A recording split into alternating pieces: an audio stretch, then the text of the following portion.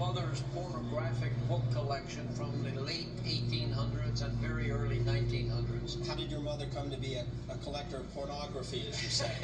Accidentally. She went back to France, Cannes, in France, in 1960 and moved into a 125-year-old apartment building. Didn't need the basement locker, which she gave to her neighbors, who brought up these books and said, it's your locker, they were there, and you're the only one in the building who speaks English. So they became hers. And a while later, I was telephoning her from Seattle, and she said, you know, I have these pornographic books, should I throw them away? And I said, heavens no. I went back and picked them up myself. Well, these, as you pointed out, mostly have imprints of Paris, but they were probably printed in London. They're late 19th, early 20th century, but this is the real gem of the collection. Although it's undated, it has a bookseller's mark which says 1866.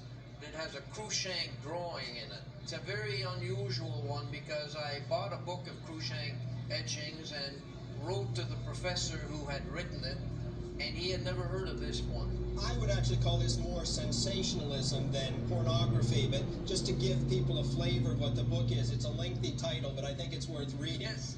The Surprising Adventures of a Female Husband, containing the whimsical amours, curious incidents, and diabolical tricks of Miss M. Hamilton, alias Mr. G. Hamilton, alias Minister Bentley, alias Dr. O'Keefe, alias Mrs. Knight, the midwife, etc., who married 3 wives and lived with each some time undiscovered, for which act she was tried in the summer session in the county of Somerset in the year 1752, found guilty and whipped several times, which is what we see in the frontispiece.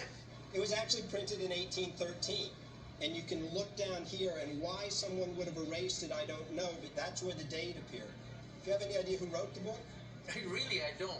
It's actually a famous author, Henry Fielding. Oh, really? Who is better known for Joseph Andrews and Tom Jones. Now, you said you looked in a Cruikshank bibliography and then spoke with an expert and couldn't find any record of this. I did some checking as well and couldn't find any record of it. And I suspect that this is probably not a Cruikshank etching, even though it has his name there. He was so famous during that period that other artists would copy his style and sign his name to give a little bit of legitimacy to the publication. But I'm not sure that Cruikshank, well, he was a little bit of a wild liver himself, would necessarily want to be associated with something quite like this. The condition is a little water stained, but despite that, it's such a fun item.